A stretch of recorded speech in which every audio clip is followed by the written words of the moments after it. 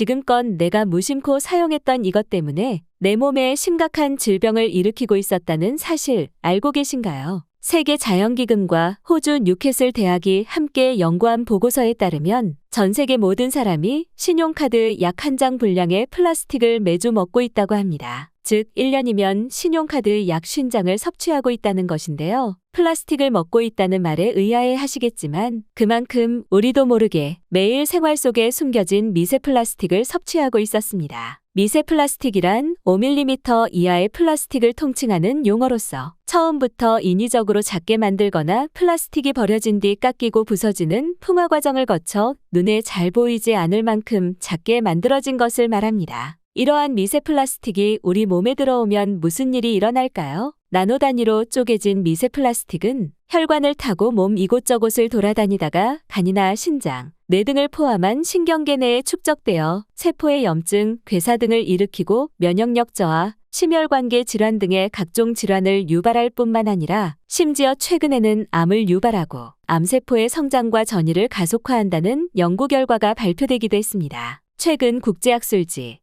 국제환경저널에 실린 네덜란드 암스테르담 대학의 연구 결과에 의하면 성인 22명의 혈액을 분석했더니 17명의 표본에서 미세 플라스틱 입자가 발견되었는데 이 중 절반 이상에서 음료수병을 제조하는 데 주로 쓰이는 폴리에틸렌, 테레프탈레이트 성분이 발견되었고 3분의 1 이상에서는 컵라면이나 배달음식 용기로 자주 쓰이는 폴리스티렌이 4분의 1에서는 포장용 랩에 쓰이는 폴리에틸렌 성분이 발견되었습니다. 연구진은 이번 발견으로 체내에 흡입된 미세 플라스틱이 혈액을 통해서 사람의 몸 안을 돌아다닐 수 있고 특정 장기에 쌓일 수도 있다고 합니다. 도대체 우리 일상 속에서 발생되는 미세 플라스틱들은 어떤 것들이 있을까요? 혹시 치약 속의 알갱이들을 보신 적 있으신가요? 사실 그 알갱이들은 마이크로비드라 불리는 작은 플라스틱들입니다. 보건환경연구원 관계자 말에 따르면 시중에서 판매되는 치약 중의 마이크로비드는 크기가 1mm보다 작은 미세한 플라스틱 입자로서 폴리에틸렌을 비롯해 폴리에틸렌 테레프탈레이트, 폴리메틸 메타크릴레이트, 나일론 등으로 만들어진다고 합니다. 치약뿐만 아니라 각질 제거에 쓰이는 스크럽이나 클렌징 폼 등 다양한 화장품에도 미세 플라스틱이 들어있으며 다른 무엇보다도 직접적으로 인체에 유입될 수 있는 것들이기 때문에 주의가 필요하며 특히 치약의 경우 가장 직접적으로 입안에 들어가는 것이기 때문에 각별히 주의가 필요합니다. 여러분은 설거지를 할 때 어떤 소재로 만들어진 수세미를 사용하시나요? 아마 대부분은 아크릴 소재로 만들어진 수세미를 사용하고 계실 텐데요.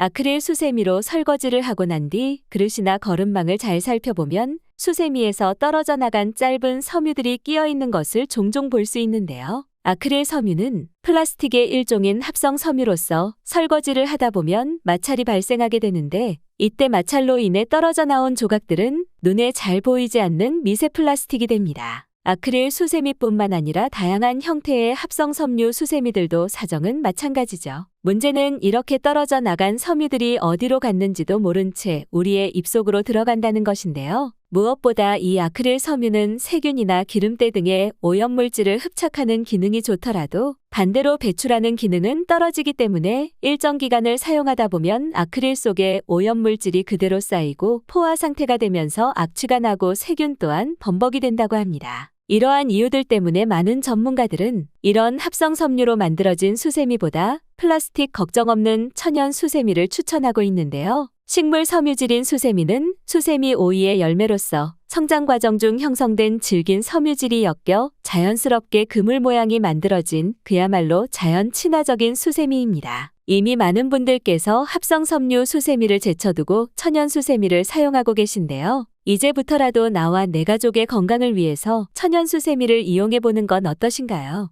최근 들어 많은 분들이 커피를 대신해서 둥글레차나 현미녹차, 메밀차 등 건강에 좋다고 알려진 티백차를 찾는 분들이 부쩍 늘었는데요. 그러나 건강을 위해서 마셨던 티백차가 오히려 우리 몸에 심각한 질병을 유발할 수 있다고 합니다. 종이로 만들어진 티백은 뜨거운 물에 담글 경우 쉽게 찢어질 수 있기 때문에 제품의 내구성을 강화하기 위해 폴리프로필렌이라는 플라스틱을 첨가하는 경우가 많습니다. 특히 요즘 많이 나오는 삼각형 모양의 티백은 놀랍게도 100% 플라스틱 섬유로 만들어지고 있다고 하는데요. 문제는 이렇게 플라스틱 재질이 들어간 티백을 뜨거운 물에 담글 경우 미세 플라스틱도 함께 우러나오면서 우리 몸에 각종 심각한 질병을 유발한다는 것입니다. 국제학술지 환경과학과 기술저널에서 발표한 내용에 따르면 한 개의 티백을 95도의 뜨거운 물에 5분간 담가 놓았더니 무려 116억 개의 미세 플라스틱과 31억 개의 초미세 플라스틱이 발견되었다고 합니다. 이러한 미세 플라스틱들은 크기가 매우 작아서 육안으로 확인이 불가능할 뿐만 아니라 우리 체내로 한번 들어오면 몸 밖으로 빠져나가지 못하고 점차 쌓이면서 조직염증, 세포증식, 괴사, 면역세포 억제, 암세포의 성장 및 전이 등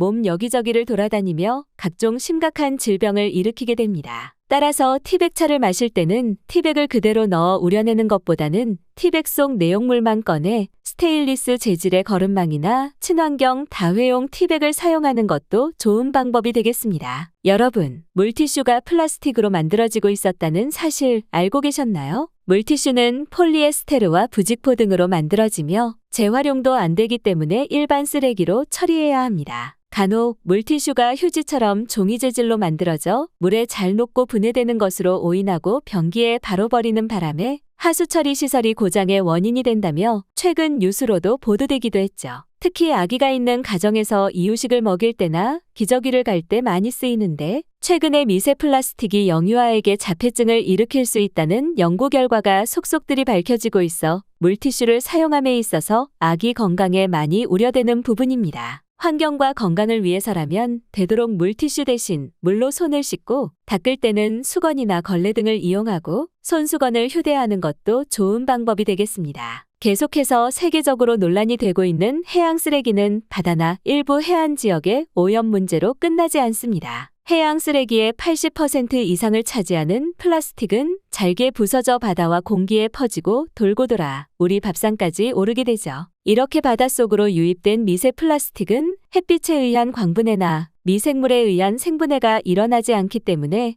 해양 생태계의 기초 먹이인 플랑크톤이 이를 먹이로 오인해 먹어버리고 먹이사슬을 거쳐 포식자인 갑각류와 물고기의 체내에 쌓이게 됩니다. 식품의약품안전처 조사에 따르면 국내에서 유통 중인 조개류와 낙지, 새우 등 해산물 14종에서 1g당 평균 0.47개의 미세 플라스틱이 검출된 것으로 나타났습니다. 식약처는 이러한 해산물을 보다 안전하게 섭취하는 방법을 제시했는데요. 실험 결과에 의하면 인위적으로 오염시킨 바지락을 어두운 곳에서 소금물에 30분 동안 해감했더니 미세 플라스틱이 90% 이상 제거되는 것으로 확인되었습니다. 식약처는 내장을 제거할 수 있는 수산물은 내장 제거 후 섭취하는 것이 바람직하며 내장 제거가 어려운 바지락 등은 충분히 해감 과정을 거친 후 조리하면 미세 플라스틱 섭취를 줄일 수 있다고 조언했습니다. 요리를 할 때 많은 분들께서 종이 호일이 알루미늄 호일보다 친환경적으로 만들어져 안전할 거라 믿고 사용하는 경우가 많은데요. 그러나 프라이팬에 고기나 생선을 구울 때 눌러붙거나 기름이 튀는 것을 방지하기 위해 깔았던 종이 호일에서 사실은 엄청난 양의 실리콘 성분이 녹아나오게 됩니다. 우리가 흔히 사용하는 종이 호일은 순수한 종이가 아니라 내구성을 강화하기 위해 폴리실록세인이라는 실리콘 성분으로 코팅되어 있는데요. 종이 호일의 주의사항을 잘 살펴보면 대부분의 제품에는 내열온도 220도 이하에서 사용하라는 문구가 적혀 있습니다. 그러나 프라이팬처럼 높은 온도로 조리되는 도구들은 표면 온도가 순식간에 200도를 넘어 300도 가까이도 올라가게 되는데 이때 종이 호일을 사용할 경우 실리콘 성분이 분해되어 음식에 혼합될 수 있습니다. 오븐이나 에어프라이어 역시 이처럼 고온으로 조리할 경우 종이와 실리콘의 결합이 약해져 눈에 보이지 않는 미세 플라스틱들이 떨어져 나올 수 있기 때문에 주의가 필요합니다. 전문가들은 종이 호일을 사용할 때는 되도록 고온에서 조리하는 것은 피하고 물을 넣고 음식을 찌거나 기름진 음식을 담는 깔개 또는 음식을 소분하는 정도로 사용하는 것이 안전하다고 조언하고 있습니다. 미국 국립표준기술연구소에서 시중에 유통되는 일회용 종이컵에 각각 섭씨 100도의 뜨거운 물과 섭씨 22도의 물을 부어 플라스틱이 얼마나 용출되는지를 측정했는데요. 분석 결과 섭씨 22도의 물에서는 무려 리터당 2조 8천억 개의 나노플라스틱이 용출됐고 섭씨 100도 물을 담았던 일회용 컵에서는 리터당 5조 1천억 개의 나노플라스틱이 용출됐습니다. 나노플라스틱은 크기가 100나노미터 미만으로 눈에 보이지도 않는 아주 작은 플라스틱인데 이번에 용출된 나노플라스틱의 평균 크기가 30에서 80나노미터로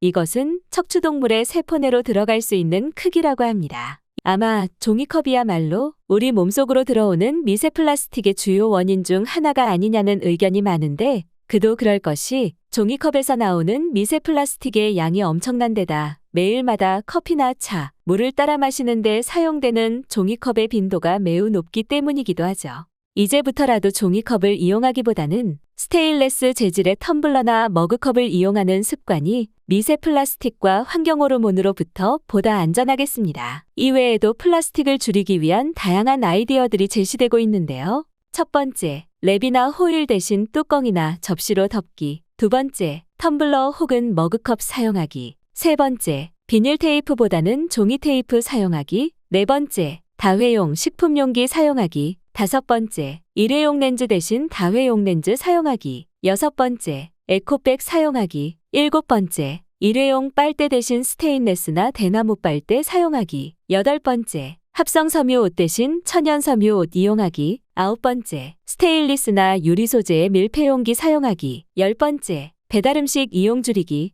플라스틱은 우리 생활 곳곳에 숨어 있습니다. 플라스틱은 이미 우리 인간의 삶에 깊숙이 파고들어 피할 수 없는 필수 품목이 되었지만 조금만 관심을 갖고 플라스틱 사용을 줄이기 위한 노력을 한다면 환경은 물론 우리의 건강까지 지킬 수 있을 것입니다. 오늘은 여기까지입니다. 오늘 영상이 도움이 되셨다면 좋아요와 구독 눌러주시고 소중한 분께 이 영상을 공유해주세요. 저는 더욱 유익한 영상으로 다시 찾아뵙겠습니다. 오늘도 건강하세요.